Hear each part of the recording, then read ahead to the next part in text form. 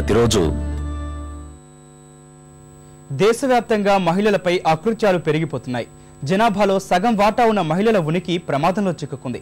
మానవ మృగాలు వావి వరుసలో లేకుండా రెచ్చిపోతున్నారు. అదను చూసి కాటేస్తున్నారు. ఆదమర్చిన పోలీసు వ్యవస్థ అధికార యంత్రాంగం వల్ల చట్టాల అమలు గగనకుసుమంగా మారిపోతోంది. ఈ నేపథ్యంలో లైంగిక హింస పరిష్కారాలపై ఇవాళ రాష్ట్ర జ్యుడిషియల్ అకాడమీ మేధోమథన సదస్సును నిర్వహిస్తోంది.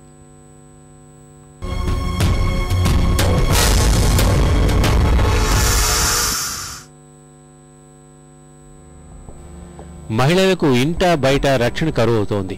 మగవాడున్న ప్రతి చోట మహిళ లైంగిక వేధింపులకు, దోపిడీకి గురవుతోంది. ప్రపంచవ్యాప్తంగా మహిళలకు సురక్షితంగా ఉన్న ప్రాంతమే కనిపించడం లేదంటే సమాజంలో వీరి భద్రత ఏపాటిదో అర్థమైపోతోంది. తల్లి గర్భంలో ఉన్న ఆడ శిశువులకు కూడా భద్రత లేకపోయింది. పసికందులు కళ్లు తెరవక ముందే చెత్త కుప్పల్లోకి చేరిపోవడం అత్యంత దయనీయం. దేశంలో మహిళలపై ప్రతి 7 నిమిషాలకు నేరం జరుగుతోందని గణాంకాలు చెప్తున్నాయి.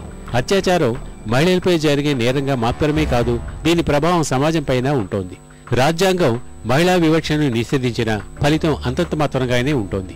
మహిళలకు రక్షణగా వేధింపుల నిరోధానికి కేంద్రం రూపొందించిన బిల్లు దిగువ సభ ఆమోదం పొందిన పెద్దల సభ అనుమతి కోసం వేచి చూస్తోంది. కార్యాలయాలు, పని స్థలాల్లో మహిళలపై వేధింపుల నిరోధానికి సుప్రీం మార్గదర్శకాలను జారీ చేసినా అవి చాలా రాష్ట్రాల్లో అమలు కావడం లేదు.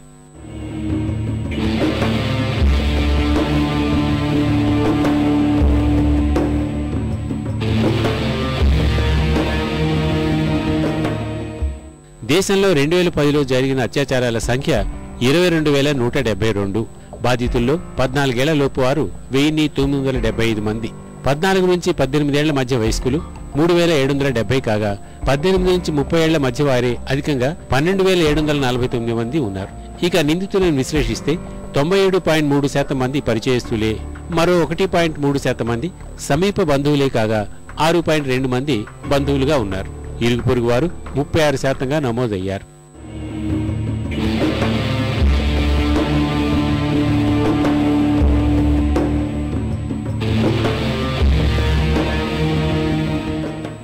మహిళలపై జరుగుతున్న లైంగిక హింస సమస్య మూలాలు, పరిష్కారాలపై రాష్ట్ర జ్యుడిషియల్ అకాడమీ ఇవాళ మేధోమథన సదస్సు నిర్వహిస్తోంది. హైదరాబాద్లోని మర్రి చెన్నారెడ్డి మానవ వనరుల అభివృద్ధి సంస్థ ఇందుకు వేదిక కానుంది.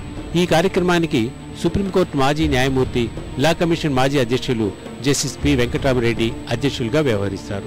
ఇవాళ ఉదయం 9 గంటలకు ఆరంభమయ్యే సదస్సుకు హైకోర్టు న్యాయమూర్తులు justice NV Ramana, justice G రోహిణిలతో పాటు పలువురు అధికార, అనధికార ప్రముఖులు, న్యాయవాదులు హాజరు కానున్నారు.